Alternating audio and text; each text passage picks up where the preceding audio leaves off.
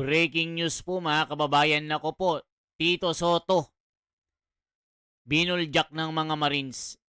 Kahit pumikit daw itong mga Marines na ito, alam na alam ang itsura ni Tito Soto. Dahil nung nag-deliver sila, nandun mismo si Tito Soto na Senate President. Mga kababayan, sumabog sa galit ang mga Marines na ito. Pati si Trillanes, binuljak at sinabihang napakasinungaling ni Trillanes. Panoorin po natin paano po sumabog ang mga Marines na siya namang pinag-iinitan ng Ombudsman at NBI na tila ang NBI na ay nagiging chismoso ayon po kay Attorney Baligod. Panoorin natin mga kababayan ang sumambulat na damdamin ng mga Marines. Eto po, naku, magugulat kayo dito. Talaga naman. Nag-deliver po ako sa residence ni former Senator Trillanes. Sa bahay niya? Correct, sir. Okay. Maleta o envelope? Dalawang envelope. Ako po, sir, kay dating Senator Trillanes, nakapag-deliver din po ako doon ng 2 beses sa residence niya. Sir, experience ko rin po kay former Senator Trillanes. Itong 2025 po, nagdala kami ni Mark Tiksay doon sa bahay niya dyan sa may Antipolo. Isang expandable paper bag po. Ano to? One time lang ba to nangyari o regular na nagbibigay Sa si... partisipasyon ko, sir, isang beses lang ako naka-sir. Ano ba sa iba na... Actually, sir, dalawa kami noon nagpunta doon sa sa baba ng Shangri-La sa lower level 3. Kami nagbuhat noon, lipat sa sasakyan namin. Tapos inakyat namin doon sa 56 Horizon. Saka may mga iba pa kaming mga kasamahan, sir. Tulad nila... Pero isang beses lang to. Sa akin, sir, isang beses lang, sir. Sa akin din, sir. Yun na Isang lang beses yung na. isang beses. So after nyo matid, alis na kayo? Yes, sir. So wala namang pag pinag-deliveran, kinuha ni Saldi ko yung kalahati, tapos, ito, dalhin nyo na sa iba. Walang ganon. Wala ganun, sir. Siguro, nung pagkatapos nung ibang araw, yun na, deliver na yata kung saan yung ipa-deliver po. Meron pa po ba dito na naalala na pinag-deliveran ninyo na kayo mismo personal nakita ninyo o alam ninyo na ito ay sa particular na tao na ito? Meron po ba kayo naaalala? Sige. Sir, ako, sir, nag-deliver po ako sa residence ni former Senator Trillanes. Sa bahay niya? Correct, sir. Okay. Maleta o envelope? Dalawang envelope. Hindi mo binibilang yung laman nun? Sir, ang concern talaga kung sino nagbibilang dyan, sir, ay yung mga AE. Kasi kami, sir, driver bodyguard lang. So, ang concern lang namin, magmaneho, ang pagbibilang ng pera, yung mga AE. So, nung diniliver mo sa kay Trillanes, siya ba ang tumanggap? Tao niya ba?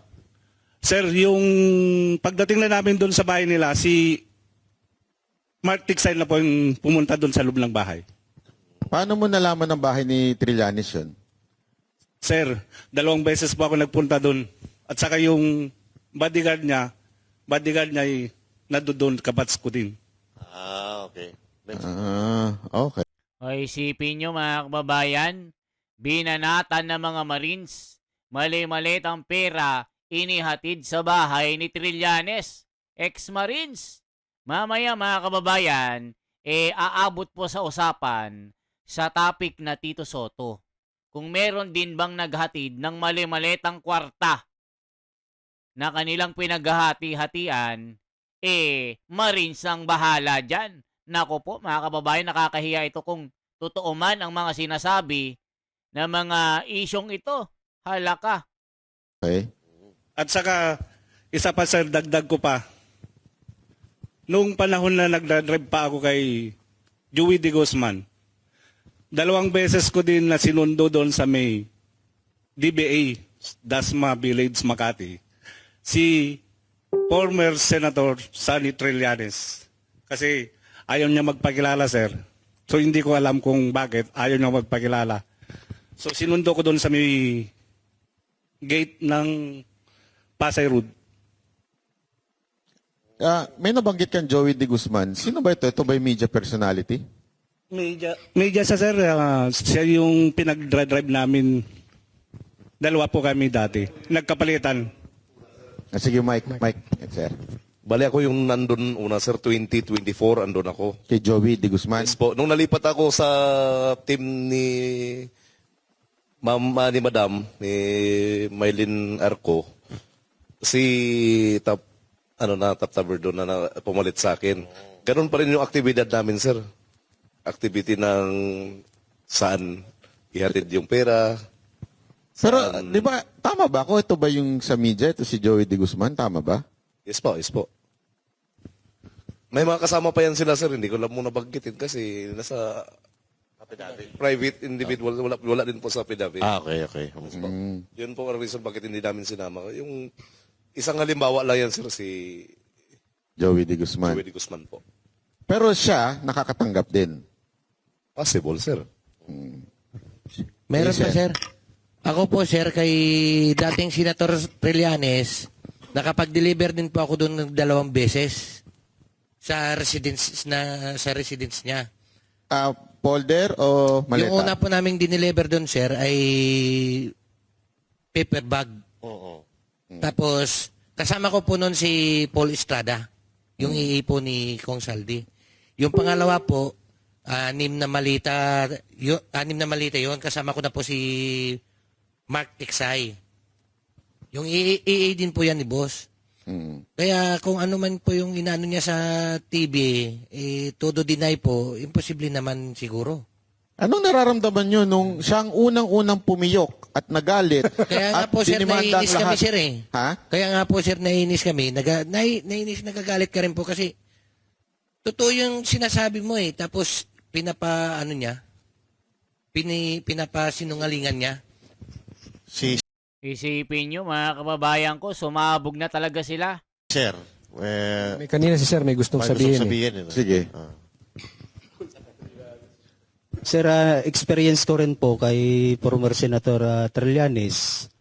Itong 2025 po, nagdala kami ni Mark Tiksay doon sa bahay niya dyan sa may Antipolo. Isang expandable paper bag po. Nako po. So, regular din po pala itong pagdi-deliver kay Trillanes kasi si Sir 2 beses, si Sir 2 beses. So, talagang matindi talaga kasi nungalingan. Sa tingin mo magkano yung isang ganun? Paper bag? Depende po, boss eh. Pagka medium, maabot ng mga Anong laman nun, sir, yung paper bag? Ano yan? 5 to 10 m. 5 to 10 5 to 10 talaga? Ano Opo. kalaki yung paper bag? Malaki, hindi yung maliit. Oo. Makapal Sa paper bag ng dyan. malaking paper bag. Ang sarap ng buhay ni Trillanes. Minsan nga, sir, napupunit pa eh. Minsan nga po napupunit pa. Sa Yung paper bag. bigat. Napupunit pa sa bigat. Aba. Grabe, no, mga kababayan ko. So, ngayon po, ipakita ko sa inyo itong ni Tito Soto. Ito po, mga kababayan, magugulat po kayo. TikTok. Tito Soto. Nako, magugulat po kayo. Nag-deliver din daw ito, mga kababayan ko. Ito po ang pasabog ng mga Marines. Talagang nakakagulat at sumambulat. Ito talaga. Talagang hindi na sila nagpreno talaga. Laban na kung laban ito. Ito po ang balita. Sabi ko, don't shoot the messenger. Yun. Ayun. magaling. Ito, diretsuhin ko na yung tanong siguro. Diretsuhin ko na. Si Senator Soto, meron bang nakapag-deliver kay dito?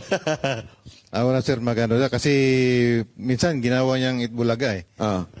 Alala ka. Ganun, sir, nung ako yung dyan, yung team advance. Kita nyo, mga kababayan? Kaya sobra pagiging aso halata naman talaga Dati pa yung dalawang protector, Tuta Soto at Pinky Lacson. Halaka. Ulitin natin. Sir, isa lang masasabi ko, don't shoot the messenger. Yon. Ayun. magaling. tayo Magaling. Ito, diretsuhin ko na yung tanong siguro. Direktahin mo Diretsuhin ko na. Si Senator Soto, meron bang nakapag-deliver kay ano dito? Wala sir, magano na. Kasi minsan ginawa niyang Itbulaga eh. Ah. Ang timeline sir, nung ako yung ano dyan, yung team advance. Ikaw. So, nauna kami sa area sa Baclaran, sa building, sa opisina yata dyan sir sa Baclaran. Ngayon, pagdating nila ni boss, ako nag-guide dun sa baba, kasi sa baba may daan dun sir eh. May elevator paakyat. So pag dating nila, ginaid ko, tapos bumaba na sila ni boss, umakyat sa elevator, tapos yung ibang tropa, bumaba din, dadala rin ibang malita. Ako, yung dalawang malita mismo, dadala ko. Tapos, tinulak ko para makasabay sa kay boss, paakyat yung dalawang malita Sandali, ko. sino itong boss? Si Saldico? Pa- Sino yung boss? Si Boss Saldico po. So, kasama si Saldico na nag-deliver kay Soto? Opo. May nagsalubong lang na Elevator. Elevator. sa elevator. Tapos kasabay niya, paakyat. Tapos yung malita, kasabay rin po. So, sinong tumanggap? Sino tumanggap pagdating sa taas? Kasi hindi na kami umakyat no sa taas. So yung mga boss na lang ang nag-usap. Opo, kasi building po ni Senator Soto po yun. So, pero Okay. Building ni ano? ito pong building na to kay ano talaga, confirmed kay Senator Soto. Opo, kasi may, nakalimutan ko pero may pangalan doon sa taas eh. Baka tanggalin na nila yun. Hindi ko lang alam sir. Kasi ang ginagawa niyang Itbulaga eh. Nako, mga kababayan ko, Tito Soto, nabulaga ng mga Marines. Sa kanyang building daw, nandun daw siya. Halaka, ito ang sinasabi ng mga Marines. Di ikaw, di ba? Nakita mo mismo yan. Sa sarili mo, ikaw mismo nagbitbit ng dalawang maleta. Ano nung nakita mo sa news na dumidinay si Soto? Anong nasa isip mo? Sa isip ko sir, parang natatawa lang ako sa sinasabi niya na baka hanapin ng misis niya yung malita na yon. Pero sa akin naman, hindi naman ako magsabi ng sinungalingan kasi ako mismong nag-abot kay boss pasabay dun sa elevator. Kung ano, alam mo, kung totoong di umano nag-deliver kay Soto at hindi alam ng asawa, saan kaya napunta yon? Ay, yun lang. Yari tayo dyan. So sino naman yung kumuha sa Bucor? Nako, mga kababayan ko, ayan na mga pasabog na umatikabo dito. Ayan na mga kababayan ko. Ano naman ang sinasabi ng mga komento dito? Nako po, umanda na. Dahil alalahanin natin may mababasa tayong tangalista dito. Halaka. Nag-i-interview, DDS, gawa na kwento. Alam na, tangalista ito. Doon ka magong batchebal. Nako, mga tangalista. Hoy, halatang scripted. Aba, mga tangalista. Mga kababayan, scripted ba ito? Halaka, mga tangalista. What do you expect for Banat Bay? Nako po, mga tangalista. May bagong script na naman. Nako, mga tangalista po ito, mga kababayan. Wala tayong mahihitot sa mga tangalistang ito. Anong masasabi niyo po sa mga pasabog ng mga Marines? This is the Wonders Philippines. For transparency, for a better democracy. Mabuhay po. Isang like, isang share po at isang subscribe. Salamat po mga kababayan.